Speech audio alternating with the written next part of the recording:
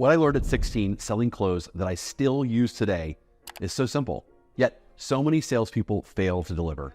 So in this video, I'm going to share with you what I learned that made me the top salesperson in the company based on average sales per transaction while I was only working part-time. I'm also going to share with you why it works so well to get your customers to spend more with you than anyone else.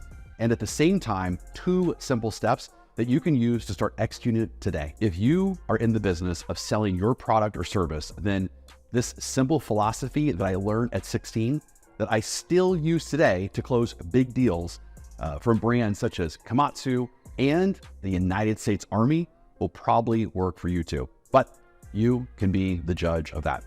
For those of you who don't know me, I'm Jason Forrest, CEO of FPG.com, where we recruit, train, and build the best sales teams who want to be known for as having the best sales experience in their industry. I do these videos because I don't want you to waste your money on bad sales advice. So I want to offer you advice that's better for free. All right, check this out. I'm 16 years old and I'm working at a retail clothing store. And my store manager, Diana, says, Jason, there's one thing that you need to know about selling clothes that once mastered, everything else will be easy.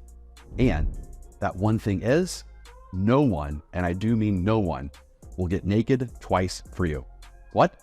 Yeah, as you can imagine, I'm 16 years old and I'm super shocked with what she was telling me. So I said, I don't understand. She said, look, a woman is going to go into a fitting room to try on clothes, and if those clothes don't fit or look how she wants them to look, then she will not take those clothes off, put her original clothes back on, leave the fitting room, find a different size or different style, go back to the fitting room, take her clothes back off, and then try on new clothes. So, like I said, no one gets naked twice for you. Okay, so what do I do? Great question. There's one philosophy that she taught me that she said, I need you to live by this one philosophy and 2 steps on how to make it work for you. So here's the philosophy. Only let them leave the fitting room with their own clothes back on if they're going to buy something. And the 2 steps you're going to follow are, number 1, always bring them new sizes and styles to try on. And number 2, always remove the reject pile of clothes that don't work. Let me explain. People work hard to make their money. So the last thing they want to do is work hard to spend that money with you.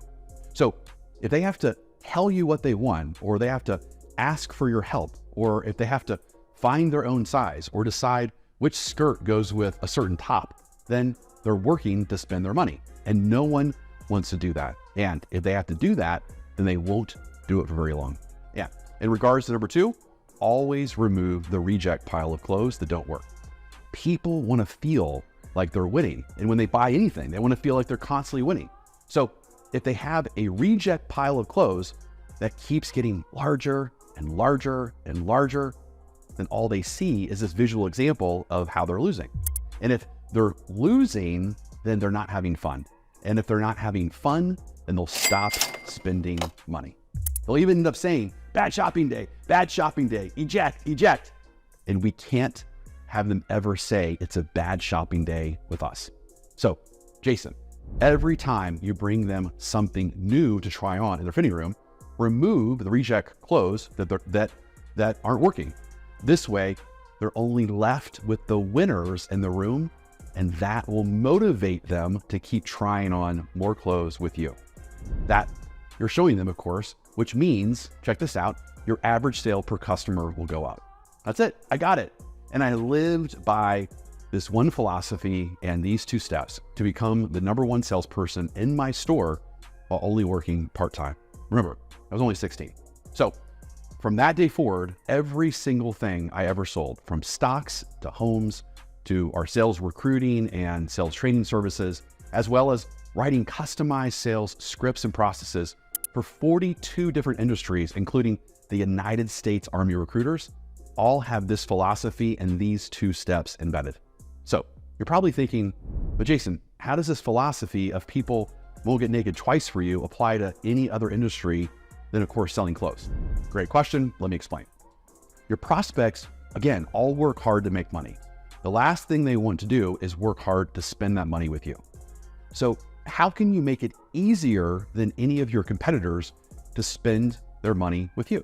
For example, here are 4 things that I do, even though I do, of course, more than these 4 things, but here are 4 that I do. Number 1, I use Calendly to make it easy for people to book on my calendar to meet with me. Number 2, I always schedule the next follow-up meeting at the end of the previous meeting. Number 3, I always summarize what we talked about on the previous meeting, or if they spoke to my appointment setter first, then I, of course, summarize what they shared with the appointment setter so they don't have to repeat themselves. No one wants to do that. And number 4, I always give agendas and outcome frames for the sales call that we are on. Look, there are hundreds of other things that I do to make it easy for prospects to spend money with me, but those are 4 of them. Now, on to the first step. Always bring them new sizes and styles to try on. Here are 2 ways that I do that today. Number 1, I ask questions on how the product or service that I'm presenting compares to what they have now, what they want, and of course, the other options that they're considering. Then, based on their answers, I pivot and provide a more tailored solution within what I can offer. And number 2, after knowing what their outcome is, like their dream outcome, what they're truly trying to accomplish, and how they originally asked for is most of the time not the product or service that they really need. Listen to that again. What people normally ask for from you is not usually what they need. So based upon that, I then show them something that is 100% going to get them to their dream outcome. Again, it's not normally what they ask for. All right, now on to the second step. Always remove the reject pile of clothes that don't work. So one way I use this step today is eliminating options for them after I help them agree that this one specific thing is not the best thing for them. So for example, I would say, look, it sounds like we can eliminate blank option because it doesn't fit your time frame, your budget, or your outcome. Do you agree? That's it. So when I live by the philosophy of people won't get naked twice for me in sales, my sales always skyrocketed. And I do mean always. So sales warriors, now it's time for you to decide. Think of all the ways right now that you are making it too difficult, too hard for prospects to spend money with you. You can even ask a friend or maybe a significant other to act as a customer and give you their perspective. Just think of how many more sales you will be earning starting right now when you can just make it easy for people to spend money with you, or at least easier than your biggest competitor. Until next time, this is Jason Forrest. Push yourself to become a better version of you.